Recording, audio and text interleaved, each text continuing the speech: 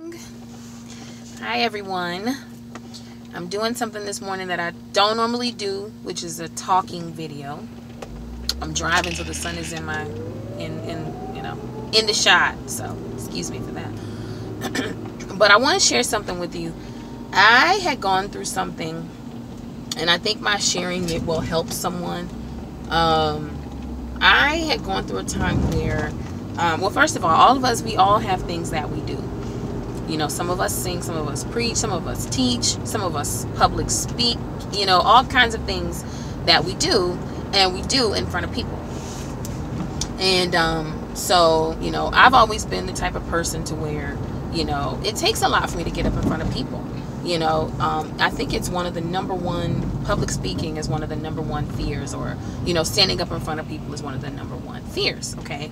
But first of all, fear is not of God, but going on. So I had an opportunity to do one of the things that I do.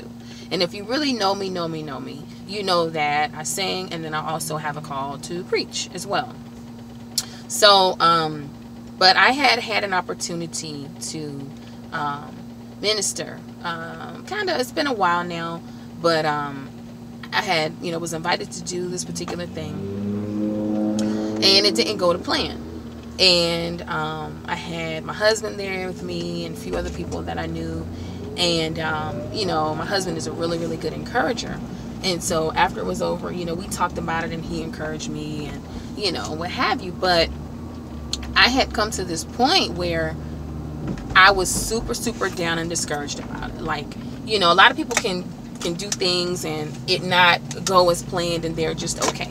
Like, okay, next time we gonna get it, and I can be that way sometimes, but it didn't happen this time.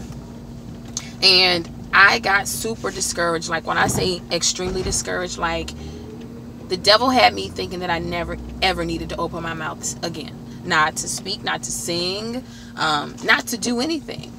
And the thing that kept playing over in my mind is, you just need to be seen and not heard. You need to be seen and not heard. And it was wrapped up around me so tight that there was no convincing me of otherwise. I decided that, oh yeah, praying is fine. I'll pray. I'll pray. But anything other than that, ministry-wise or anything like that, I wasn't going to do.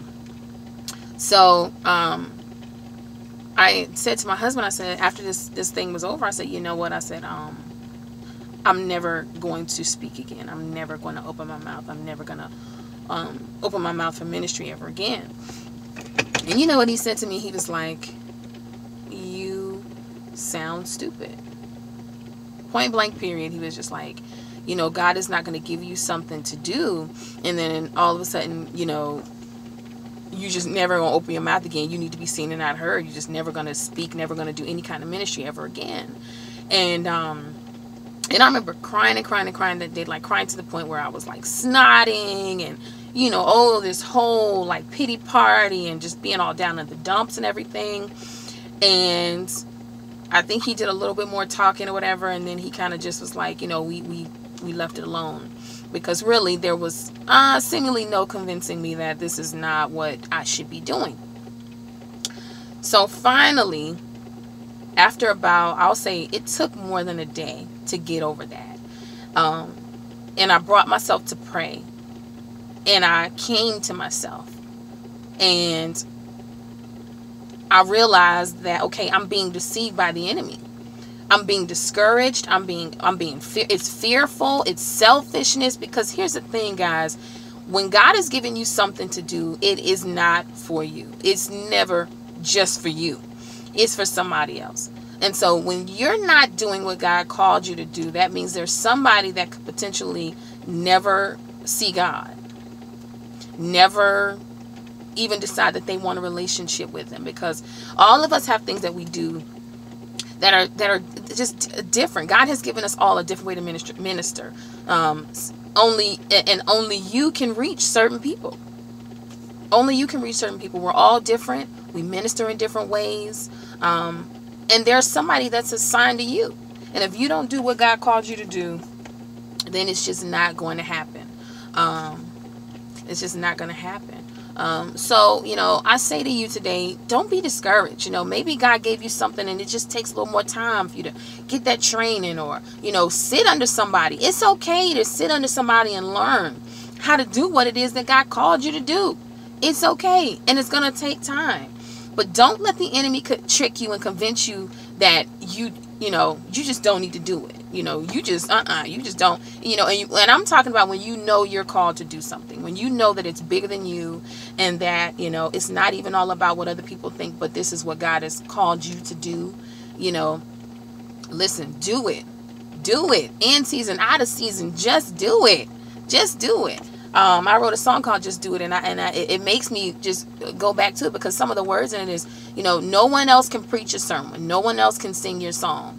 And it says that God says, all I want you to do is just do it. Do it without restraint, without fear. Don't be discouraged. Don't be deceived into thinking that, oh, I just need to just hang it up. No, if you hang it up, that means you're giving up on somebody else. You're giving up on God. If God had decided that he was going to hang it up and not get on that cross, if Jesus had decided that he was going to hang it up and not get on that cross, then where would we be today? Where would we be today? I mean, so just take what I've gone through and just, you know, let it marinate, you know. Don't be discouraged. And the other thing is, listen, do not listen to what other people say.